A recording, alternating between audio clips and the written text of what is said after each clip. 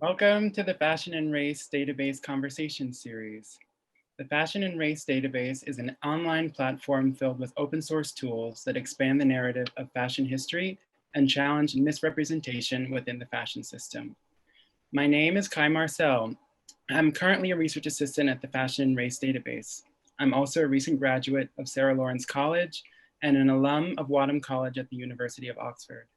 My research is about understanding the ways in which fashion contributes to the meaning-making processes that shape how we see and understand ourselves, our bodies, and the world around us. I am particularly interested in the ways Black people, women, and queer people have used fashion and the act of self-fashioning to reclaim power in a social system which does not evenly distribute it. As a research assistant, my job includes researching and cataloging relevant resources for the database. This also includes writing original content that supports our mission of broadening the scope of fashion history and decolonizing the ways in which we collectively remember. The Fashion and Race Database is a nonprofit digital humanities project that is funded by your donations. To make a tax-deductible donation, please visit our website, fashionandrace.org. Your donations directly fund my work as well as the work of other research assistants, contributing writers, editors, and guest contributors featured on the site. I'm very pleased to introduce the founder of the database, Professor Kimberly Jenkins. Kimberly Jenkins is an assistant professor of fashion studies at Ryerson University, lecturing previously at Parsons School of Design and Pratt Institute. Kim became best known for designing a course and exhibition called Fashion and Race, and has shared her insights globally in industry forums and institutions. Her expertise on fashion history and infusing race into fashion theory education has led to consulting work for Gucci, the Nazionale della Moda Italiana, the Centraal Museum, along with other corporate brands and organizations. Thank you for that introduction, Kai. And also just so proud to have you as part of the database. So welcome everyone to the Fashion Race Database Conversation Series. I'd like to start by thanking FCAD and the Catalyst for hosting these events. And I'd like to specifically thank our title sponsor, Holt Renfrew's H Project, which carries a mandate of connecting consumers, causes, and communities to inspire a new generation of purposeful luxury and drive positive change in the world. The mandate of the Fashion and Race Database aligns with Holt Renfrew's commitment to honor diversity and inclusion, and we're thrilled to have their support and leadership in bringing these conversations forward. Before I introduce our guests, a note on how to participate in this event. We've reserved the final 30 minutes of this event for your questions and comments. Please submit your questions using the Q&A feature. We will try to answer as many questions as possible. This represents the final talk of our three-part series, Retail as a Portal for Systemic Change. And this one is The Way Forward. And I am so thrilled for our final guests to speak to the culmination of the objective of this series. So I thought, who better to bring on an esteemed fashion critic and also a fashion entrepreneur whom I admire from afar. So I'm so excited to bring them in one space for us all. So without further ado, I'd like to introduce you to both. Robin Givhan is Washington Post Senior Critic-at-Large, writing about politics, race, and the arts. Previously, she covered the fashion industry as a business, as a cultural institution, and as pure pleasure. She is the 2006 Pulitzer Prize winner for criticism and author of The Battle of Versailles, the night American fashion stumbled into the spotlight and made history. In addition to the Post, Givhan has worked at Newsweek, Daily Beast, Vogue magazine, and the Detroit Free Press. During her most recent tenure at the Post, in addition to fashion, Givhan covered Michelle Obama during the first year of the administration. Sherry Mcmullen is founder of her eponymous luxury concept retail stores, Mcmullen, located in both Oakland and Palo Alto, California. With more than 20 years of fashion industry experience, Sherry is dedicated to advocating for industry change while committing resources and platforms for Black designers and creatives. Using her platform, she brings awareness to emerging designers, diversity on a corporate level, and industry innovation. She was awarded for her exemplary achievements in fashion entrepreneurship, business management, and community service to organizations focused on women, children, and the arts. Please join me in welcoming our guests. Thank you. So nice to be here. Thank you, Kimberly. So let's begin.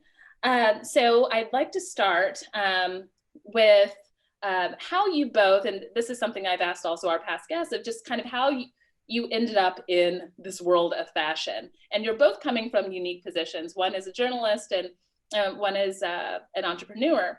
So Robin, I'd like to start with you of how kind of your career as a journalist landed into this world of fashion and you end up becoming the voice of fashion criticism. Well, I have always really considered myself to be, to have my feet in the world of journalism as opposed to fashion. And I think part of that is simply because I came to fashion writing sort of accidentally. I loved writing and I had gone to graduate school for journalism. And as you mentioned, my first job was at the Detroit Free Press, which was my hometown newspaper. And I was a generalist when I started, a general feature writer, but in a department that was full of critics. Everyone had their area of expertise. And I, whenever I had a story idea, would have to sort of check in with all of those experts and say, does this conflict with anything that you have planned moving, farther down the road? And it was frustrating to always have to make sure that you weren't stepping on someone else's toes. And I joked that my colleagues were incredibly generous, but I was sort of getting the backwash of their beats. I was getting to write about like the worst movies or, the concert that attracted about 10 people. So I really wanted my own thing to cover. And it was just really a happenstance that the person who was covering the fashion industry moved on to something else. I raised my hand and applied for the job. I did not get the fashion editor job because I knew nothing about fashion, but they did say, why don't you spend part-time covering menswear? And that was how I started writing about fashion.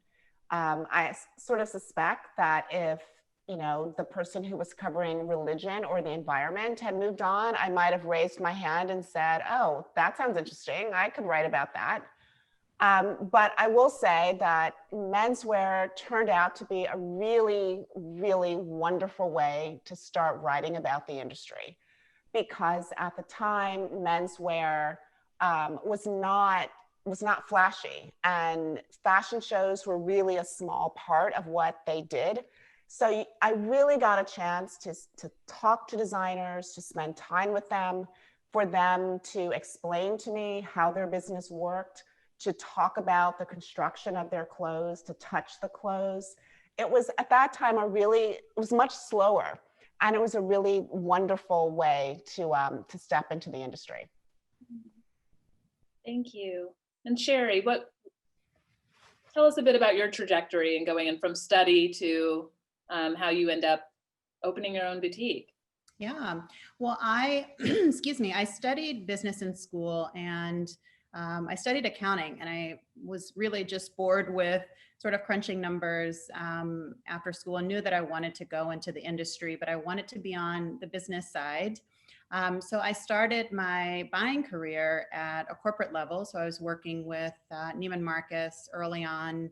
And that's where I really learned about what buying was, because I think so many times people assume that buying is really sort of this glamorous, you're selecting product all day and not really understanding the business side. So for me, it was a way to take both things that I really enjoyed, which was the fashion business and also my business side, and merge those into a career. And I learned that at the corporate level. So spending a few years doing that, and then moving eventually to California. I moved to San Francisco, where I was with Williams-Sonoma and opened up the Pottery Barn kids stores. I was a textile buyer for them. sort of at a young age, really traveling all over the world and meeting with makers in different parts of the world and sort of understanding what it took to make product and have such a strong appreciation for the people behind the work and creating product. And doing that for so long, I realized that it was something that I wanted to do for myself. And I was working in corporate, I was working in San Francisco. I eventually moved to Oakland and realized that I wanted to open my store in Oakland. I sort of fell in love with the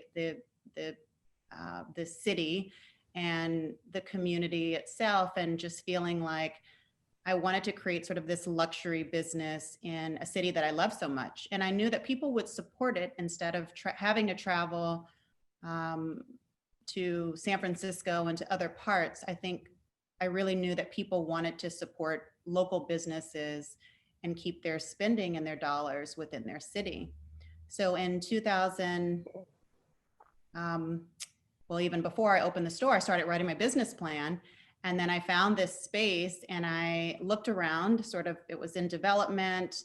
There was no electricity, there were no walls. It was literally like 4 walls, 2 windows. And I looked out and I knew it was my space. And it was a very small space. It was 800 square feet.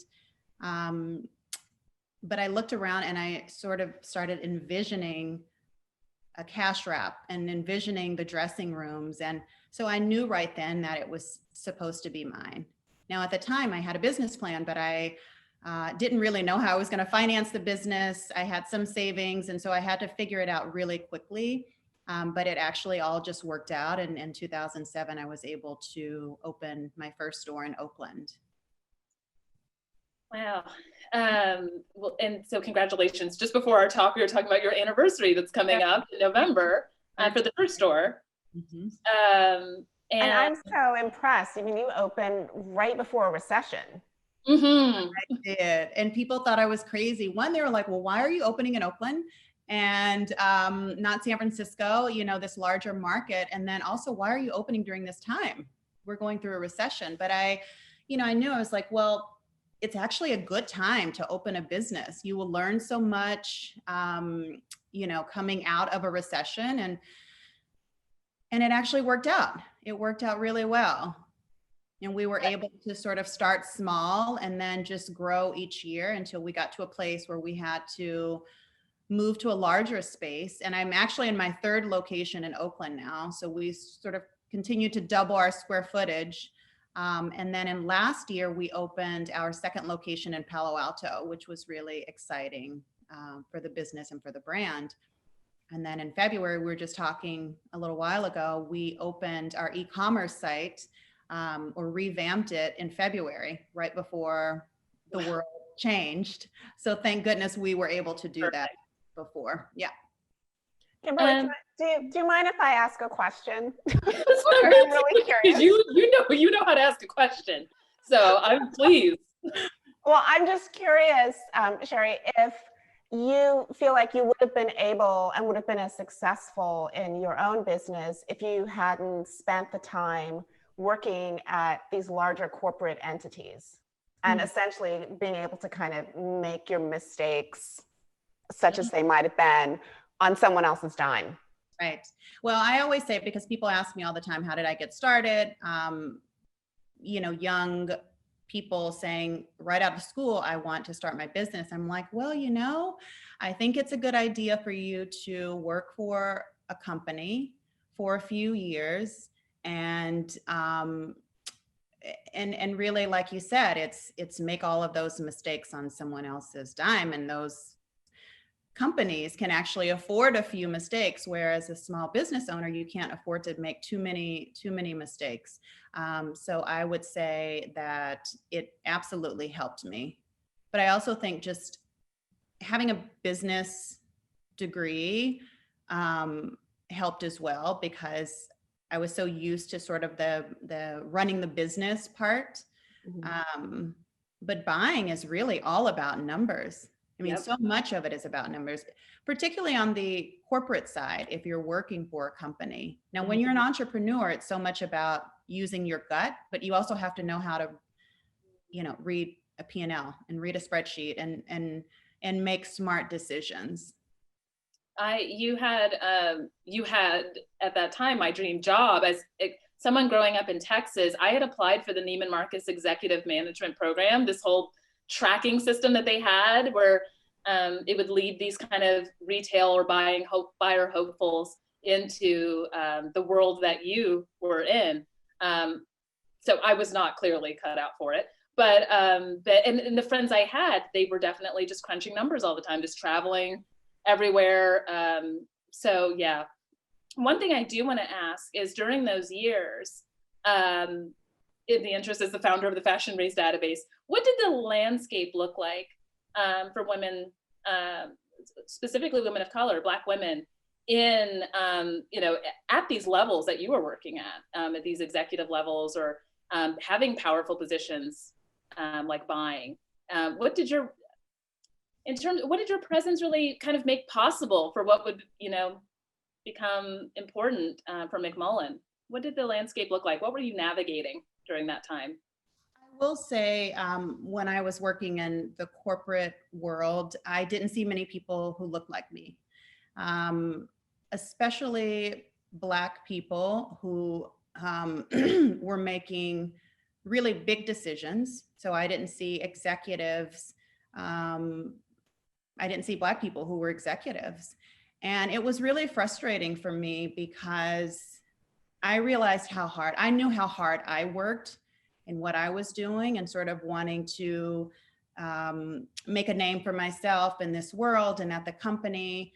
But it was very hard to get promotions, and I saw it quite a bit. And I know that my story is not unique. I know this happens in so many industries. So for me, creating a space for myself and for others who look like me was really important, and really one of the reasons why I wanted to start Mcmullen. Even if you look at our team, we have so many people of color who are working, and I want to make sure that people who look like me are actually making decisions in this industry. And I want to make sure that people who are interested in this industry, Black young women, young men, they actually can see themselves in sort of this luxury space that for so long has felt really exclusive. And one more question I have leading into that before we talk more about the industry. I've been asked frequently over the last couple of years, not just by media, but insiders I know in the industry, educators who are always kind of scratching their head or wringing their hands over, how can we make these spaces more diverse? Where's this talent? Why are these executive spaces so homogenous? What can we do? Where can we find these people? And so, as for you, kind of navigating these spaces where you kind of look around and find yourself being amongst the only ones, or the very few, what is kind of attributed to your ability to break into those spaces and then, move up from there? Has it been a matter of education, or where you went to school, the networks, the connections that you made? I ask this in some way of trying to respond to these questions that always come up with, where can we find these people, or why aren't they in these spaces? Yeah. I mean, there's talent everywhere, and we know that. And we know that I think it really just depends on where you're looking. I think if you're looking at the same places, the same schools for recruitment, you're going to get the same people. And I mean, there's so many different ways. I think it starts really with recruiting early. It starts with even internships. So we have internships for children who are not children, but teenagers who are actually studying fashion, who want to break into the industry, but they just have no idea how. I also didn't know. I grew up in Oklahoma. I didn't understand the industry outside of being a designer or working in the retail space. But I had this thought that, okay, I know that there is someone behind the scenes making decisions about what's getting into the stores. And I want to discover that. I want to figure out what that looks like. And for me, it was moving from Oklahoma to Texas, talking to a few people that I met in the industry and discovering the Neiman Marcus program. I didn't know about it in college because I was also studying accounting. But I happened to talk to someone who said, you know, there's a program and they essentially teach you about buying. And I applied for the program and I got in, and that was the start. And I know that it's not like that for everyone. So I think for us, the responsibility is talking to as many young people as possible, especially ones who are interested in not just design and being in retail, but also people who want to understand, you know, how to get into the industry. Recruitment is a big part of it. Recruitment from HBCUs. There are so many different ways. But again, if you're only looking at certain schools, you're going to perhaps get the same result every time. Yeah, I mean, I would second the idea of looking, you know, and not looking in the sort of the usual suspect places. You know, when I first started covering the industry, I remember there were actually a fair number of other writers of color, Black writers, who were covering the industry, both men and women. And part of that was because there was a much more robust local journalism world, local newspaper scene. And so many of those newspapers all had a dedicated person writing about fashion. And when I'm talking about, you know, local newspapers, I'm talking about, you know, the Dallas paper, the Houston paper, and the Fort Worth paper all had a separate, you know, individual writers covering the industry. You know, the Fort Lauderdale paper, the Chicago Sun-Times, the Chicago Tribune, the San Francisco Chronicle, the Rocky Mountain News, the Denver Post, all of these papers had fashion writers. And I would say a significant number of them were Black. And in some ways, that was kind of a pipeline for people who were interested in writing about the industry. But I also think that one of the things that certainly makes a difference is that, you know, internships at most newspapers are paid, which really sort of levels the playing field for the people who can spend a summer doing an internship versus, you know, a lot of the magazine internships, which are unpaid. And most of those, you know, and the magazine world is, you know, centered in New York. It takes a very particular kind of person to be able to spend a summer in New York working for free and living. And so I think changes like that certainly would help put more people into the pipeline. But I also think that simply because someone isn't writing specifically about fashion doesn't mean that they can't report on fashion. And so looking to publications and to places where you simply admire the strength of the writing and the voice of the writer is an excellent way to find talent and editing talent, writing talent, creative directors, all of those people who feed into the fashion world, who, you know, have a great voice, who have a really wonderful aesthetic eye, and have all of these skills that you want that just have not been specifically applied to fashion. Thank you for that. Absolutely. And you know, one thing I want to ask you, Robin, is how did the landscape look in terms of diversity when you started covering fashion? Yeah. Amongst my peers or? Amongst talent, design talent. I'm thinking back. Who did I see? It was certainly, when I started in New York, it was pretty limited. I have this distinct memory of being, just having started covering the whole fashion industry in Detroit. Had gotten the big promotion up to like fashion editor. And I remember getting this phone call from a lovely publicist who wanted to tell me about her daughter who had grown up in Detroit, but was now a New York fashion designer, and that I had to go to her show because she was the most talented designer that I would ever discover.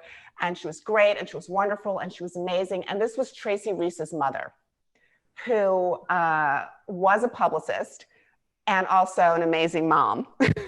And so I, of course, when I got to New York, I immediately, went to a Tracy Reese show.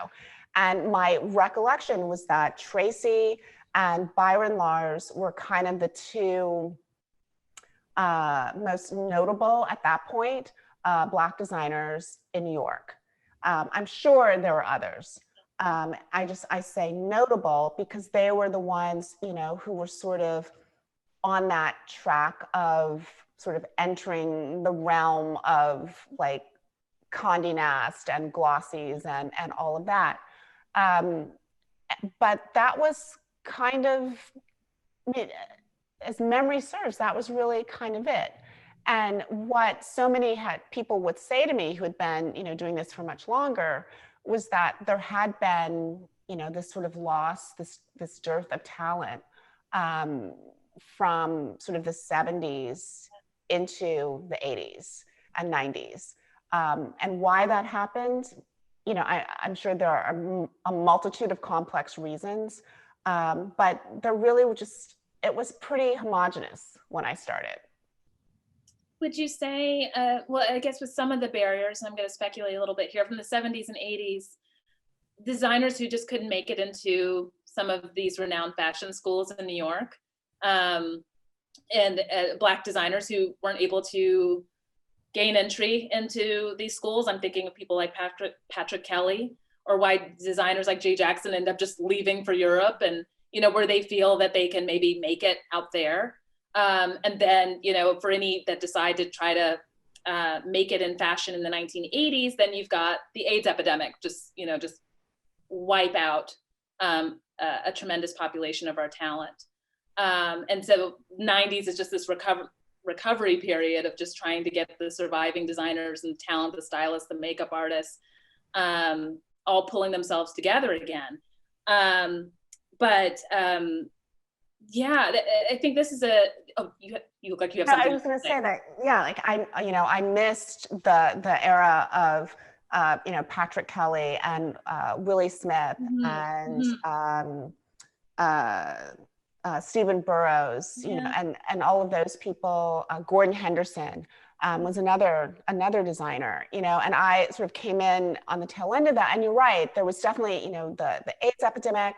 And I think there was also this period of, and this was something that an educator had said to me, was that, the 80s and 90s also sort of started this period when there was a real loss of arts education in public schools.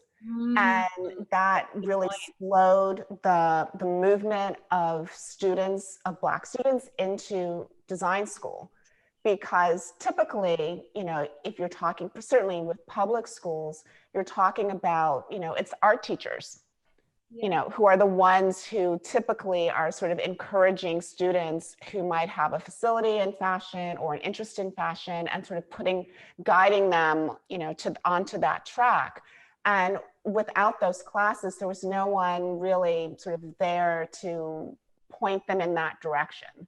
And so, this person from Parsons actually was really quite struck by how there was that sort of lack of push of a lot of high school students into design school.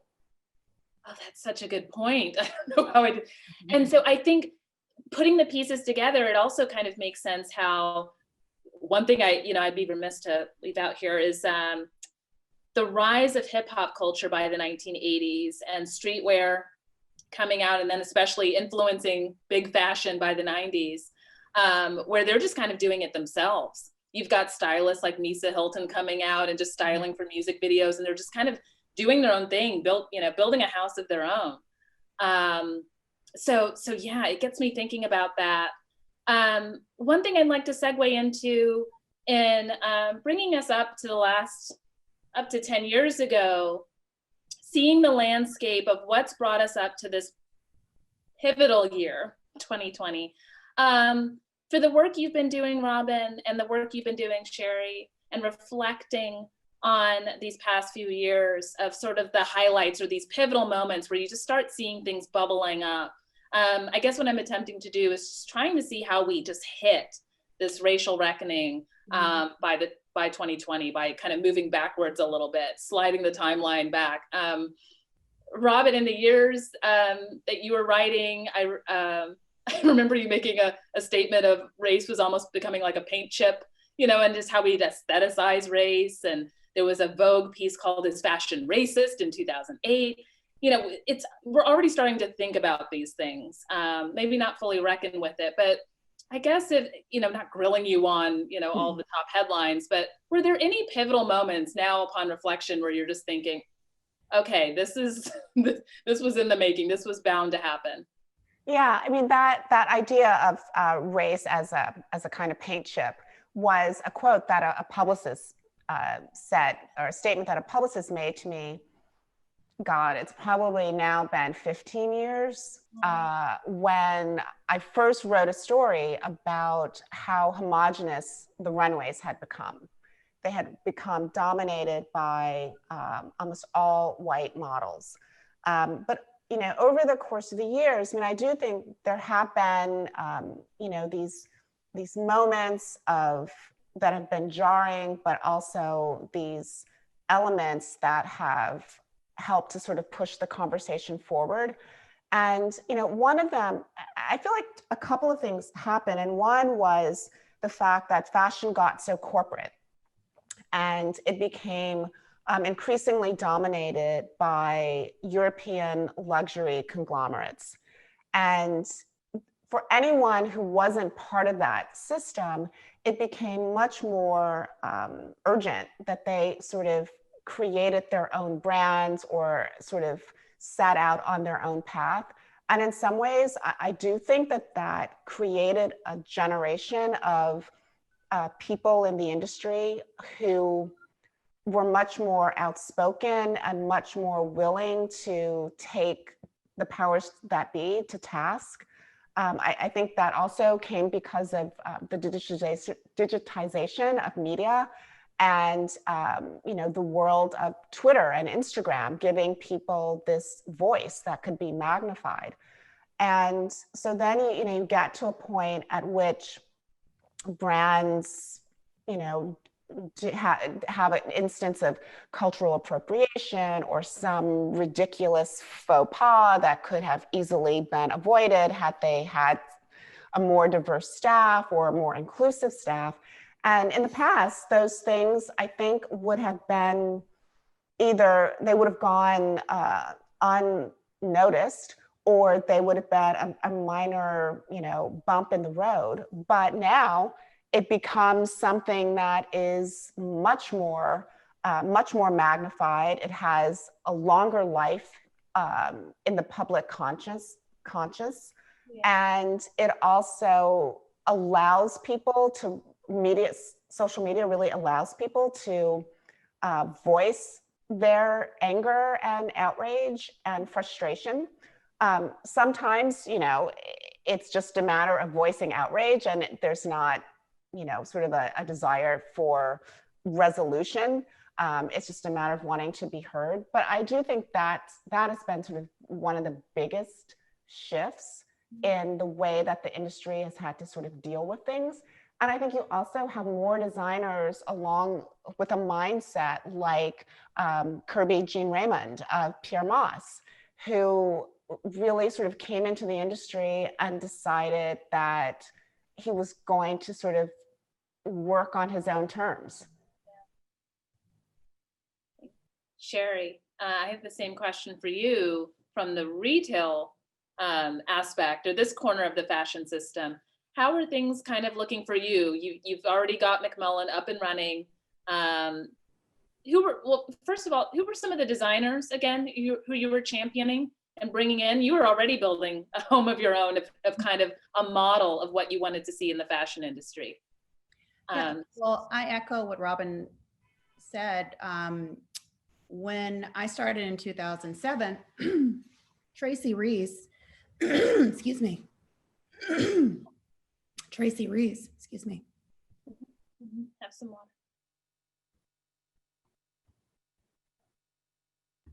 I was saying that Tracy Reese was she was actually one of the first designers I had in the store. She was actually the only Black designer. And when I opened in 2007, we really had to rely on showrooms because there was no social media. And, there was a Facebook, but it wasn't for businesses. It was a personal thing, but there was no Twitter, Instagram. And there was really barely an e-commerce. So, it was really, we relied heavily on, when we traveled, we were going to the showrooms and we relied on those showrooms to introduce us to brands. And if those showrooms didn't have, Black brands, Black designers, then it was really difficult for us to discover them. So I think over the last 5 or 10 years, the biggest shift has been social media and being able to discover brands, through Instagram or through your friends wearing, they're traveling and they're in Kenya or Lagos and they're wearing these amazing designers.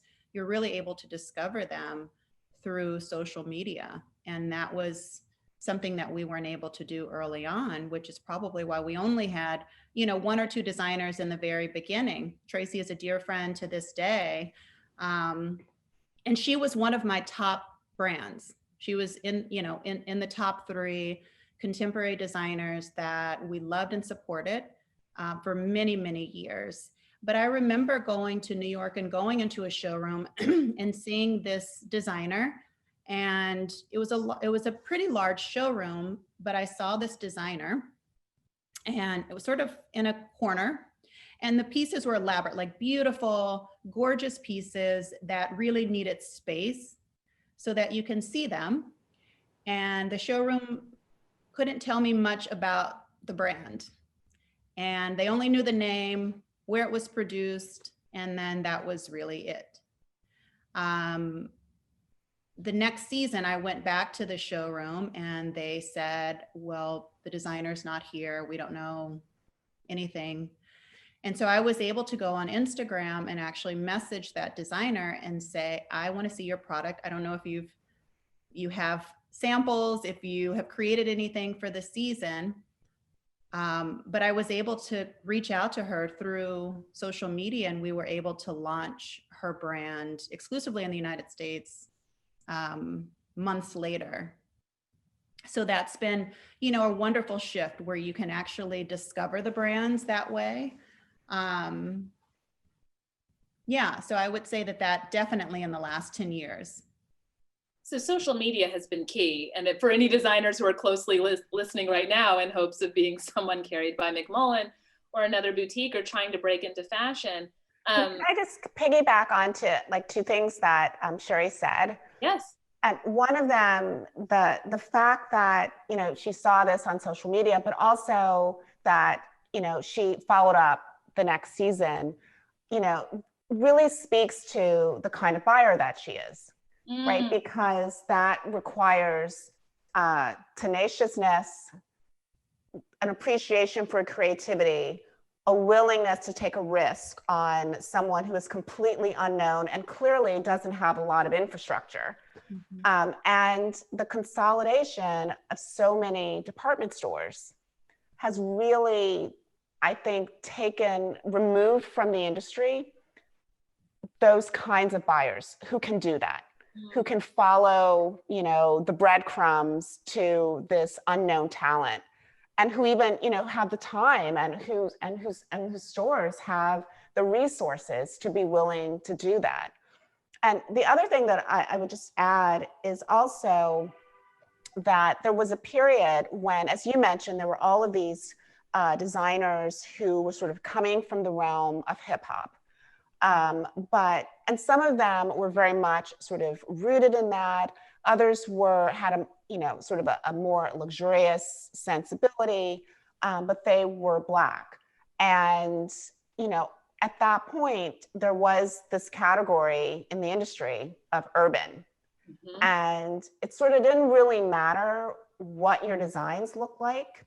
If you were a Black designer, you often just sort of got shuttled into the category of urban, even if you didn't belong there. And I remember doing a profile of Sean Combs a couple years ago. And it was really kind of, an in hindsight kind of profile. And, sort of talking about what he was doing, back when he started his collection and what had happened over the course of many, many years. And he talked about how frustrating it was for him that even though he was showing suits on the runway, he was still the urban designer and they wanted t-shirts. And he also just sort of talked about how challenging it was to, get his footprint into a store in a way that customers could really get a sense of and understand what the collection was all about. And so, again, I would just sort of say that there were these sort of stereotypes about what it meant to be a Black designer during a particular period. And also on the business side, there was, that real contraction of stores. Mm-hmm. I think, thank you, Robin, for bringing that to our attention there. Also just with, in these spaces, not having really the room to take risks as Sherry enjoys. And also just how pervasive or insidious the categorization of Black designers has been. And I mean, this also in my world of education, this happens if you're a Black designer, sometimes it's this, oh, maybe you can help us, be a professor in urban wear or streetwear, as if that's all that they're bringing to the table. So I'm glad that you brought that into the conversation as well. Yeah. It's interesting because even the designer that I'm wearing now, Christopher John Rogers, I know in his earlier time, I think people were wanting to put him into this box of this evening wear designer. And he is a designer that brings, excuse me. That's okay. That's okay. By the way, as Sherry's taking a sip, there's a piece in the Business of Fashion, in fact, a recent piece that actually the headline is, don't put Christopher John Rogers in a box. That's right. Absolutely. But he's bringing joy to this industry, and he's not just creating evening. And if he's creating evening, people are still wanting to wear that, whether they want to wear it during the day or they want to wear that in the evening. They're buying pieces that make them feel good. And also they're wanting to support brands and designers that have purpose and, are aligned with their values. And there's so much of what I'm seeing, I would say, even just this last year, particularly after, COVID, the most recent Black Lives Matter. I think people are really being so intentional about how they're spending their dollars and the brands that they want to support. I certainly am that way with consumer products, but we're seeing just a growing demand for Black brands, female brands, designers of color, extended sizing. And that actually leads into my next question of how has COVID perhaps impacted the possibilities for Black designers and creatives in the fashion industry that we've been seeing. So far in this conversation, we've kind of surveyed some of the obstacles from the executive track of going into buying to Black designers trying to make it in fashion. I know we're only about almost 8 months into this, but I guess from a retail perspective, Sherry, and kind of having relationships with these designers, and especially thinking about all the hoops that Black designers have to jump through just to make it, or just to even get into the paper and be acknowledged by the industry. Have you noticed any, what is the temperature looking like, or what's the climate looking like? Well, I think just when COVID hit, the numbers speak for themselves. Black businesses are disproportionately being impacted by what's happening businesses are having to close permanently, not just for 4 months because of so many different things. You know, partly it's the lack of funding and access to capital, having hard time getting government funds, even with the PPP. We saw how that all played out. The first round, the second round, not being able to get SBA loans. The list goes on and on. But I will say that there have been so many companies, so many organizations who have stepped up and, you know, knowing everything that's going on with Black businesses suffering and closing and not wanting to see that. So many businesses have stepped up to provide support. I've received support, and that's been really wonderful to see. But I do know that there are a lot of small businesses who don't know how to, you know, they don't know how to contact people. They don't have access, and it's unfortunate. And we continue to see that, but I do think that, again, the more that we talk about it, the more that we share information, it helps. Like every little bit of that helps. But in terms of designers, I would say that, you know, during COVID, after COVID, when George Floyd was murdered, the most recent Black Lives Matter movement, we saw that, you know, everyone saw that there was an outpouring of support for Black businesses. We all hope that that continues. We saw the support. So many of my designers saw the support, and I saw some of the smaller brands, they were actually having a hard time keeping up with the amount of support that they were receiving. So then we know that there is such a strong demand for brands. Like I said, there, you know, strong demand for brands that people want to support. Now it's, how do we make sure that they can have a successful business and that we're going to see them 5, 10, 15 years down the road and not just for 1 year, 1 season. And that beautifully led into my second to last final question. And how has this kind of racial reckoning impacted business for better or for worse? So, I mean, yeah, when it first hit around end of May and early June, it was, everyone was looking for supporting Black businesses, beauty brands, you know, and then we had the 15% challenge put forth by Aurora James. And, you know, so just this enthusiasm, this tidal wave of enthusiasm to support Black creatives and makers. And so I think the key thing is, will we see this sustain? And come 2021 and into this time next year, is that enthusiasm and that support, that unwavering support, still going to be there? And that also leads beautifully into a question. You know, now I want to kind of wind things down and turn it back to Robin with the special piece that came out. I guess it was in August or towards the end of August. Fashion's Racial Reckoning. For which you shared your wisdom. I shared a little something. But I mean, what a task, you know, because by the way, congratulations for now being a senior critic-at-large for the Washington Post. Thank you. Richly deserved. And so, you know, I love how it just really culminated into this epic Fashion's Racial Reckoning. And what led to this piece? I mean, I guess anyone listening would think it's obvious, you know, how can we not address this? But what were you thinking, and, you know, what led to it? What were some of the things as you're outlining this piece that you really wanted to address at this point? You've seen this now for years. You know, how did we get here?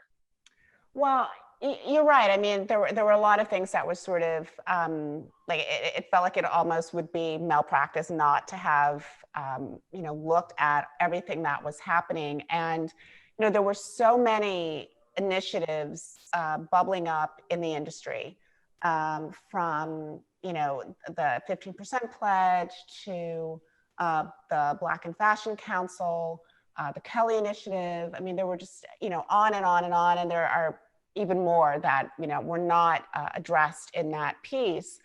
And it seemed like as I looked at them, they were coming at things from two different points of view. And one seemed to be, we as a committed group of insiders can change the system for the better.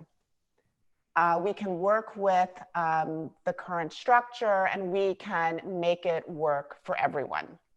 And then there seemed to be this other point of view, which was, the system needs to be burned down and we need to start all over because it's just a mess. And I thought, they were, at the moment, it seemed as though those who wanted to work within it, had the upper hand, and the others were kind of waiting in the wings in case all of this didn't work out. And so that gave it, to me, a kind of a greater urgency and a sense that this time, with some patience and commitment, significant change could happen. And I was also intrigued because, for many, many years in covering the industry, the attention had been so focused on models and the diversity of the runway, the diversity of the advertising. And this time, there was just so much more conversation about the breadth of the industry, from who sits on, the board of some of the largest corporations to, whose products are on the shelves of stores. And that also felt different. It felt a lot more all-encompassing. And it felt like it was a moment that was focused not just on the glamorous bits of fashion, but the nitty-gritty of the industry. And the last piece of it that kind of spurred or captured my attention was that there seemed to be so many different voices speaking up from so many different parts of the industry and kind of speaking their truth. And I thought that was very different. That there were people who were going on the record and talking about the things that were important to them. And thank you for that piece. And yeah, it resonates, especially like contributing in some way to the piece for you also, of just, I have definitely been immersed in that and seeing these kind of two parties right now, so for the most part, where it's, I want to help, which I admit that I've been in part of that, through building the database and helping with executive education and my willingness to help the industry. But then I've also been in conversation with colleagues and friends and designers who are exhausted. They're finished. They've seen enough. Some of them have been in the industry for 20 years and they just said, I'm not going to hold your hand anymore. I'm not going to help you listen and learn. I'm not going to, do all these things to help you figure it out. You've had all of this time and I'm just going to build my own house or burn all of this down. I'm going to leave the industry. So we'll see what happens. Now that we're several months post Black Square, is there still an incentive for these businesses? And I'm watching closely, especially for those of us in this conversation who are American. We have a very special day at the timing of the recording of this talk. There's a very special day taking place, and that's Election Day. So I think just from a business perspective, that's going to have a major impact. COVID, of course, has had a major impact. So we'll see, in these priorities that the business of fashion is thinking through, from the pressing issues also of sustainability, issues with race, racism, diversity, what can they really afford to focus on or invest in come 2021? So it'll be very interesting to see how these two impactful events right now will put the pressure on and seeing how dedicated they can be to this change that we want to see. And for those in the Black community or people who have felt disenfranchised in all of this that Robin is talking about, they may not wish to wait and see what happens and may just feel that they should just sort of lick their wounds and go off and try their own thing. And it's better to be nimble and small and try to do something. So in closing, before we go to Q&A, I want to go a couple minutes early into Q&A because I feel with our two special guests that there's going to be questions for sure. I ask each pair of guests for this talk series the same final question as I'm taking notes. In terms of systemic change, which this talk series was all about, if you could offer one suggestion or pose one challenge to the existing landscape of retail in this conversation, what would it be? Or especially in the business of fashion, Robin. So what would it be? I'll give you a second to think about it. But I know, I feel like I didn't do my homework because I want it to be, I want it to just come out.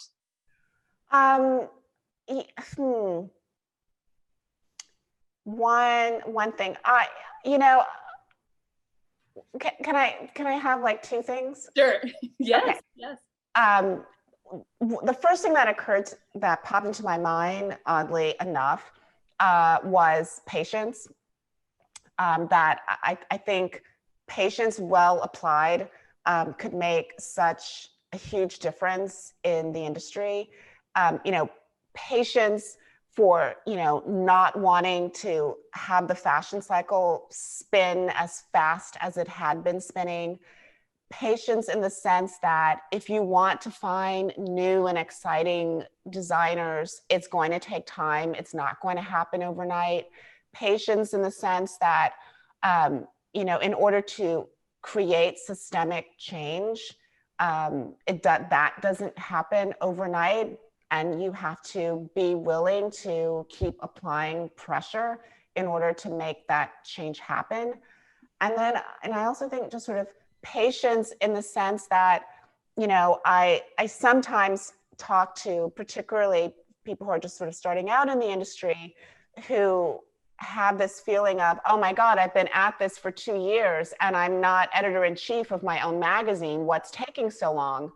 And I just sort of want to say, I know that, we at least had been living in a world where everything moves so quickly, but sometimes the things that take a little bit longer last longer and are sweeter and are more substantial. So patience would be my thing. And the other thing would just be that I hope that the fashion industry cracks open its doors a little bit so that it's not constantly looking in the same places, as I said earlier, for talent, that it's not constantly going to the same people, the same everything. For an industry that prides itself on newness and freshness, it has a real tendency to go back to the same old, what's comfortable. Beautiful. For thinking on the spot, that was beautiful. That was great. I was like furious. I had to quickly keep up with you, the notes. Sherry, what are your thoughts? Yeah. What can we do better? Well, I would say that during this time, I know personally I've been able to slow down, and we were talking about this before we aired, and it's been nice to sort of not have to jump on a plane so much, but we can actually really think about, what more we can do to support, to educate, to sort of embrace talent, and be very intentional about sharing the stories of these brands and the businesses. There are some really personal stories about how businesses are getting started, and they're very unique stories. So really thinking about more of that and how we can embrace these businesses that look different and these brands that are unique and different than what we've seen in the last few years. I would also say that something that's really important is just sort of lack of funding for Black businesses, I think is really, really key and something that needs to change. Even when you think about Black female-owned businesses are the least funded businesses out there, yet we're the fastest growing group of businesses, entrepreneurs. So I would say that those are really the two things that I would hope that we could do differently within the industry and really think more about. Beautiful. Thank you so much. I am going to turn it to Daniela now. This is actually perfect. Our conversation ends at 5:30. It is 5:30 exactly. Daniela, we are ready for questions and or comments. Welcome, Daniela, our media editor. Hello. So we're going to go ahead and start off with our first question from Jessica Clark. She says, in 2020, there's been a lot of issues that have continued to expose the dire need for systemic change, especially around social responsibility as corporations respond to issues on race. How do you feel about brands throwing their money or opening their purses towards causes that engage with the BIPOC community? What type of effective programming / initiatives could corporations start to put in place to show the communities that they serve that their lives matter while they're living it? Is that for either of us, or? For either, whoever thinks they can speak to that. Well, I mean, I will start by saying, I don't think that, putting money, investing money in organizations is ever necessarily a bad thing. So I don't think that any of these organizations should be, returning checks. That said, I think it, it sort of depends on certainly the company, but, I think that things that are that have an impact can range from the company's own hiring practices and whether or not the company is if it's a larger corporation that, normally invests in fashion companies, to look to fashion companies that are Black owned for those investments or, for that support, to, look within its own organization and what does its hierarchy look like? What does its board of directors look like? What do their managers look like? And to think about, whether or not the company itself reflects in-house the values that it's espousing on its social media. Typically, the thing that riles up people when they see a social media post is when the post is in, direct opposition to the way in which the company operates. So, I don't think it's sort of, the money that's the issue. It's the fact that the money isn't backed up by the company's own sort of moral grounding. So that, yeah, I'm done. I echo what you say. I think that corporations, larger corporations, really any business, has to really look at the corporate structure and making sure that, they're representing a range of people and their consumers, the people who are actually thinking about, the people who are buying their product. Is it represented in their business, their structure, where are they hiring people? Where are they recruiting from? All of those things. I think every company has a responsibility to think about that.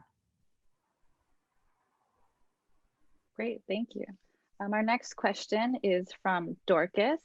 They ask, how would you advise Black people who are yet to gain experience within the industry in terms of how we present our talents, our abilities, and any advice for those who took the startup route as well in terms of breaking into the market? Well, I would say that this is actually a good time, I would say, to start thinking about opening a business. I think that it depends on what you're looking to do, but you can negotiate really good terms on things right now. And also, I think during sort of this quiet space, somewhat quiet space, but I would say that it's a time where you can actually really think about your consumer and your own brand in so many parts of the business. I would say take the time to do it when, I don't know if you're working from home right now, or if you have a little bit of downtime, this is the time when you can actually really think about the purpose of your business, the values, and negotiating good prices on leases, or buying property, or whatever it is that you're looking to do. Great, thank you. The next question we have is from Arielle Elia. And they ask, there has been a lot of conversation about the lack of diversity at Vogue under the reign of Anna Wintour. Will this change in the future? And if so, what needs to happen? I think about 30 people sent me a copy of the recent story about Condé Nast and Anna Wintour.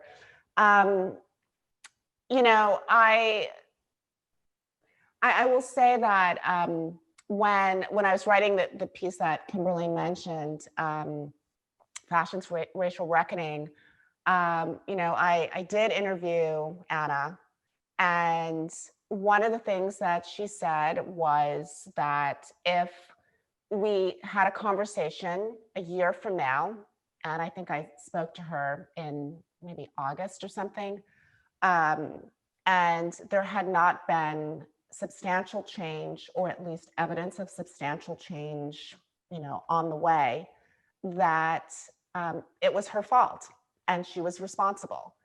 So I think that a year from now, we should look at Condé Nast and see how things look and make a decision then. I think that, you know, in almost November, there's only been a few months, so I think it's way too early to evaluate whether or not change is going to happen. But I will say that certainly, because there has been such a lack of diversity, particularly at Vogue, so many of the issues that people raised with Vogue and were raised in that story that was in the Times, you know, sort of come out of that systemic issue. And, you know, I remember one of the issues that came up was this idea that, you know, a junior editor is brought in to, you know, offer an assessment of a cover that features a Black actress. And then once, you know, that junior editor has offered some advice, is basically never again invited back to another cover meeting. And, you know, and that's completely bonkers, but, you know, it happens because of the systemic problem in that there wasn't a senior editor, Black editor, who normally sat in on meetings like that, who could answer those questions. And so, you know, you end up with this kind of domino effect of perhaps trying to do the right thing, creating a bad situation, creating another bad situation, and leaving someone feeling as if they were just completely used. So I feel like in many ways, in order to correct what has gone on for so long, a lot more glasses are going to be broken on the road to correction. We are seeing that too. You know, we're seeing more editor-in-chiefs, more Black people in editor-in-chief roles and in management roles, directors, fashion directors. So I think the more that we see that, we'll see a lot more change. Anna's always been very supportive of Mcmullen. But I think in general, as an industry, I think we'll see a lot more change the more people we have in positions of power and leadership, I should say. And, you know, and I think, you know, it's great that like Dawn Davis was hired to be editor-in-chief of Bon Appetit. She's an amazing editor, amazing book editor. And Samira, who became, you know, the editor of Harper's Bazaar, not Condé Nast, but still, you know, a great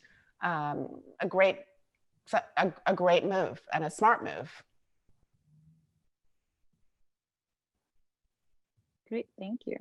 Our next question is from Angela. She asks, what can the fashion industry and its creatives do to survive during and recover post-COVID-19? what can, excuse me, what can businesses do to survive post-COVID? Is that what I heard? The industry and its creatives. I mean, I think that this is definitely a time where you can, pivot your business, think about your consumer. I would say with our business in retail, in the retail space, we were able to pivot pretty quickly and start sending out packages to customers. We turned the store into sort of a warehouse. Like, we were literally shipping things out to customers constantly. It became sort of a warehouse, and we were focusing on the digital space. And we knew that the stores were planning to reopen. We didn't know how soon they were going to, but you have to just really, you have to think about your expenses. You have to think about every part of your business, not overspending, how much product you're bringing in, how many brands you want to support. I mean, the relationships, that's when relationships and partnerships are so important. I talk to my designers every week, all of them, almost all of them, because we're experiencing all of this together. I mean, some designers have been caring from the very beginning. Amy from Tibby, like, we've been together for 13 years. So we were all sort of weathering this together. And that's when partnerships become more important than any other part of the business, because you want to make sure that you're going to be okay at the end of all of this, and then your partners are also going to be okay. Great. And then following up with that, with another question from Rachel Fenderson for you, Sherry. How should a brand or designer approach you to get their designs in front of you? Well, I would say Instagram is a great resource. I was mentioning earlier that I try to go through as many DMs and just emailing.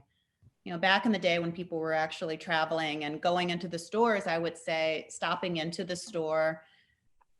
Once things reopen, and if a designer can afford to send samples, lookbooks, get on a Zoom call. I've been taking Zoom calls with designers in, 3 or 4 different continents. So there is a way this is actually a really good way to reach people without having to spend money on travel. But initial conversations, Instagram or emailing, phone calls don't help. It's a no. But those 2 things as a start, and then setting up a Zoom meeting, which can be 30 minutes. And then a follow-up from that is sending some type of package in the mail, whether it's a sample of their garments, whatever it is that they're selling. So we can actually touch it and feel it, and then following up. Great, thank you. And then for you, Robin, also from Rachel Fenderson, she asks, as a journalist, do you find that part of the support for designers who are Black relies on who is in charge of the narrative, as well as who is pushing the reviews to the forefront? To some degree, yes.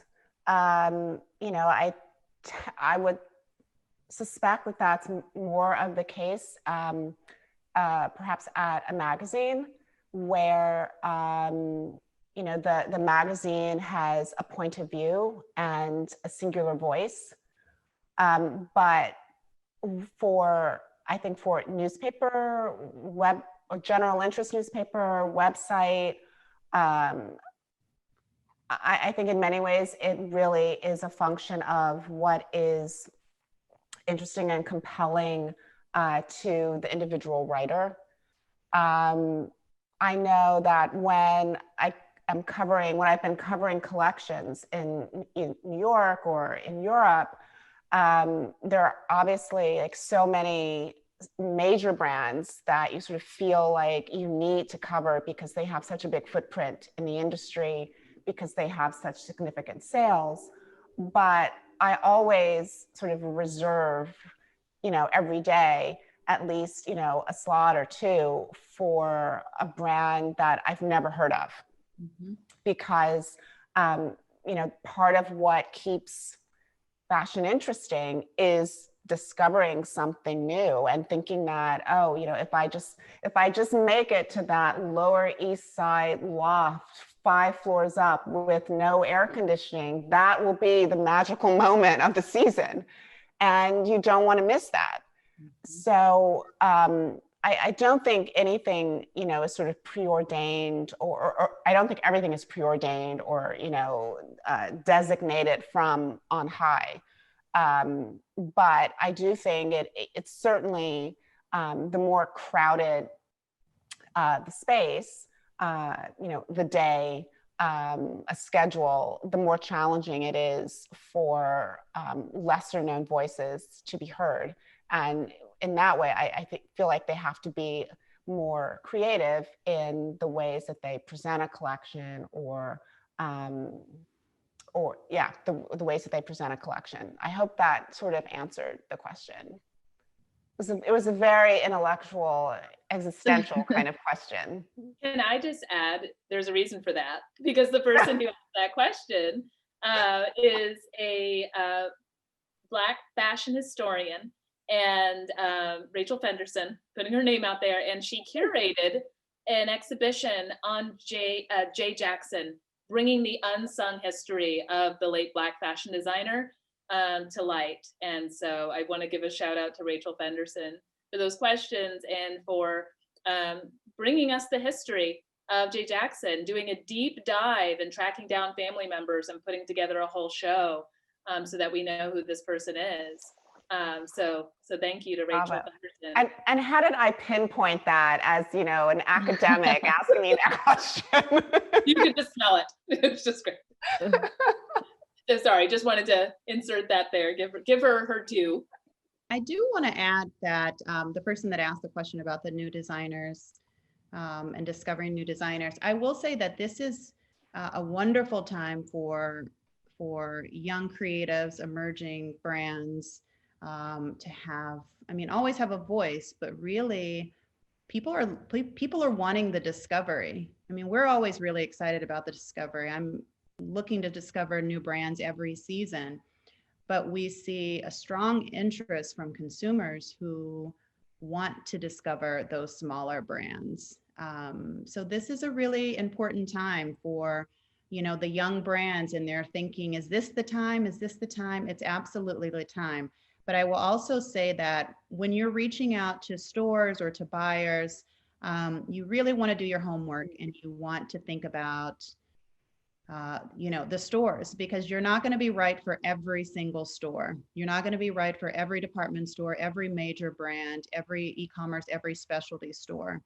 So really think about the brands that you want to sit next to, and also make sure that, you know, do I really want to partner with this store? Does it make sense for my business?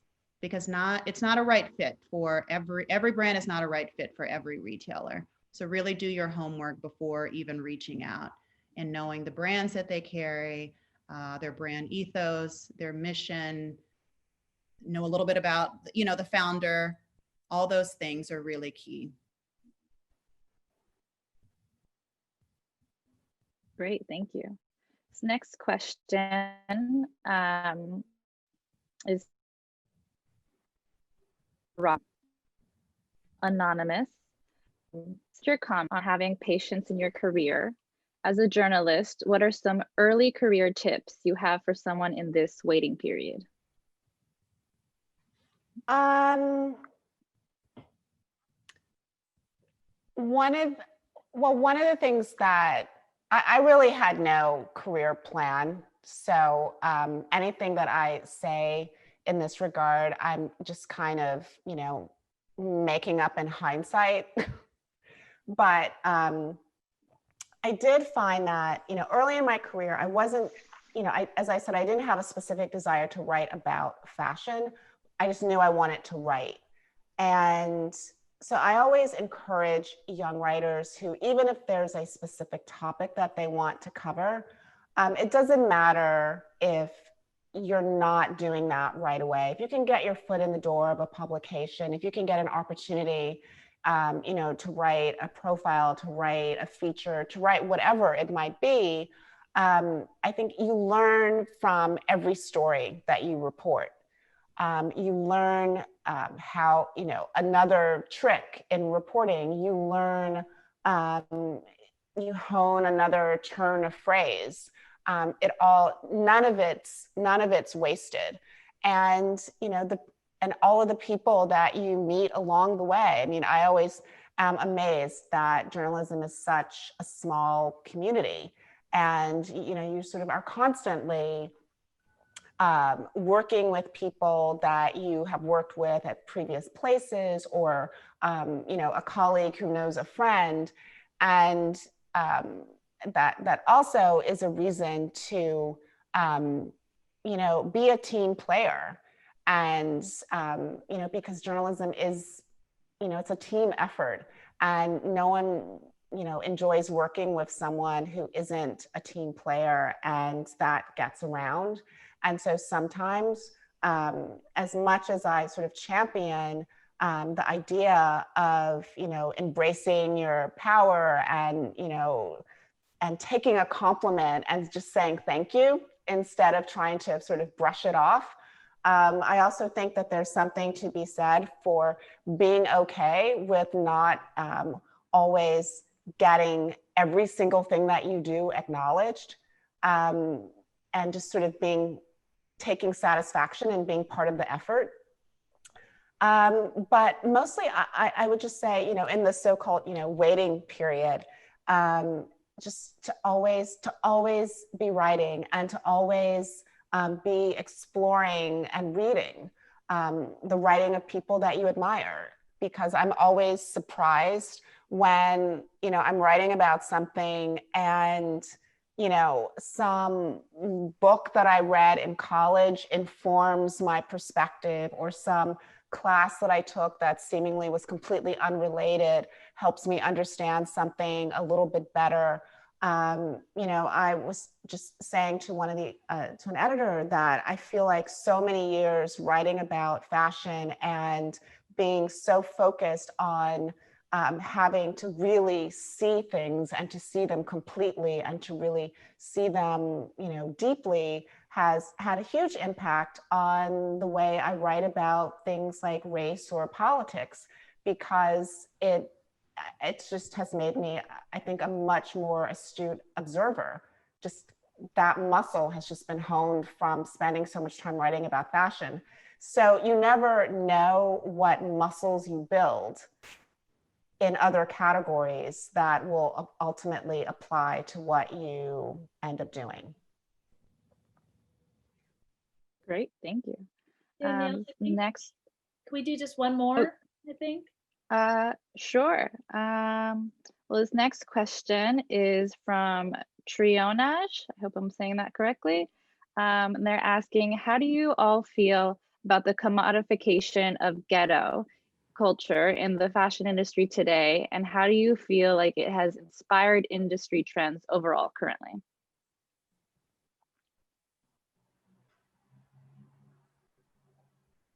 I think it's, you know, what someone is defining as ghetto. Yeah, I'm not sure how to really answer that, because what one person may think is ghetto, someone may think is, you know, high fashion, or what someone may think is ghetto, someone may think is, you know, so I think it really just depends on your how you define that word and what that means to you in terms of, as it relates to fashion.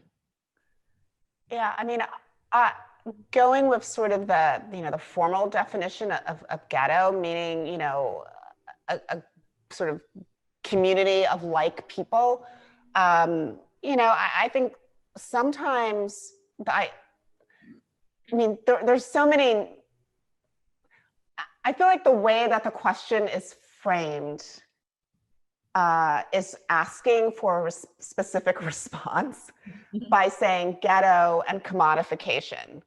But I think if you rephrased it as, what do you think about a community's particular style being deemed marketable and commercial, then I think you might have a completely different response to it.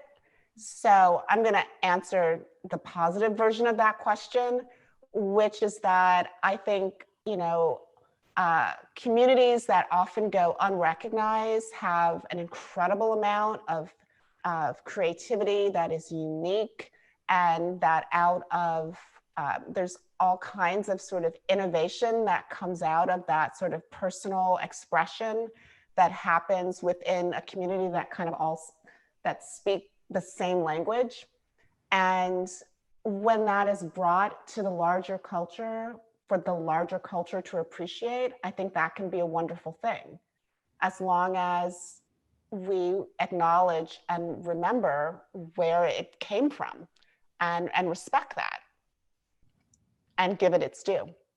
And where I suspect that, and that I love the way you reframed that, and I would suspect also, because I get this quite often in the classroom, is there is a frustration for people in the communities who feel that they have not a trademark, but just through their genius, they have created certain styles, styles of clothing, hairstyles. I know you know what this means, and they feel that that is not happening. Or yes, it has been embraced by the larger culture, but some people are beginning to wonder, in terms of the power dynamic, what are we getting from this? You have these people who enjoy maybe white privilege or power at some level, borrowing these borrowing, appropriating, taking, stealing, whatever you want to call it, these styles, and they get to enjoy the privilege of then transforming it, renaming it, and rebranding it and calling it something fashionable.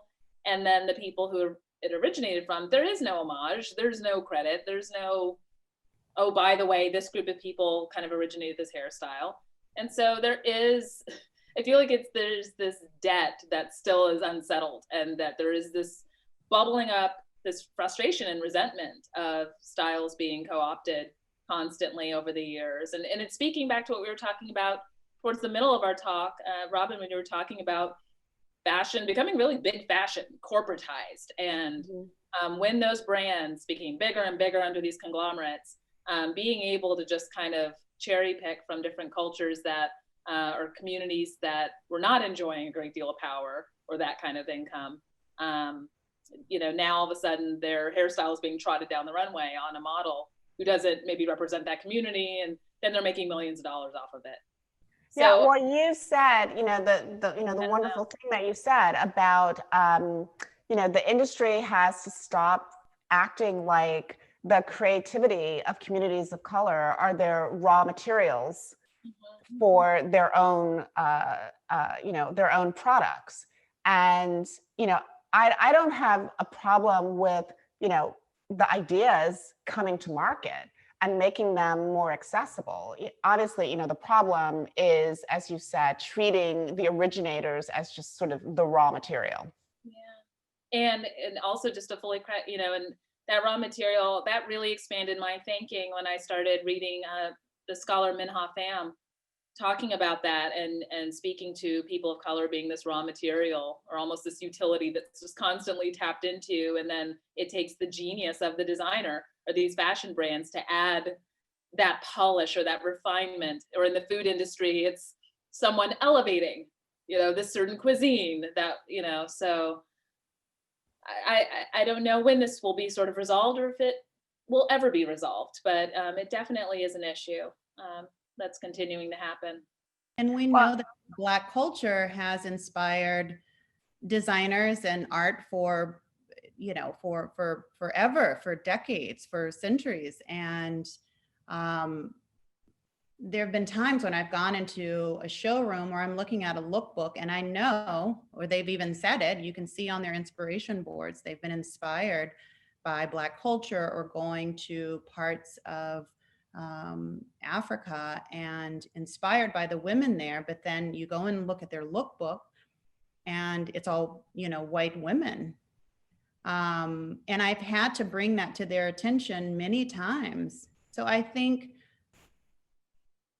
do hope that things are changing. I have certainly seen a shift, but I think it's also like, I don't think that we want to be in a position where we're constantly having to like educate people and, calling out people. And, but I do think that the more that we talk about it, I think things will change, start to shift a little bit. Yeah, I mean, I think the trick is to bring it to the fore in all of its richness and not dilute it for, your own purposes. I've seen, there have been occasions when, non-Black designers have found inspiration in something, that is Black culture or Latinx culture. And they have been able to incorporate it into their work and also to celebrate it for, what it is and to be respectful. So I don't think that it's impossible. And I also, want the fashion industry, to be able to kind of explore and travel and embrace and incorporate and create and use all of these things to create something new and different. A lot of times, what happens is that these ideas are not incorporated to create something new and different. They're just used directly. Mm-hmm. And also, I think it's more than just saying that you're inspired by someone's work, but are you actually giving them something for, giving them something? Are you thinking about potentially collaborating with them, hiring, where there's some type of economic advancement to their, certain parts of the world? Oh gosh, this has been such a beautiful conversation, and that is such a great way to close things out, especially with that question. I want to thank our guests, Robin Givhan and Sherry Mcmullen, for taking time out of your busy schedules to support the Fashion Race database with your wisdom, your insight, your words. It has just been such an honor having you both here. And I want to thank Holt Renfrew H Projects for making this possible, and the Catalyst at Ryerson University for producing this entire series. And this talk concludes the series, Retail as a Portal for Systemic Change. And I'm hoping, to those who have tuned in or will be watching this in the future, that you find this final talk, The Way Forward, as fruitful and inspiring and informative. That's our goal. So you will find the recording for this talk both on the Fashion Race database as well as our new YouTube channel, the Fashion Race database. So I want to thank our guests again, and I thank you again to our audience for joining us. And thank you, Daniela, for the questions and answers, and Kai Marcel for introducing everyone.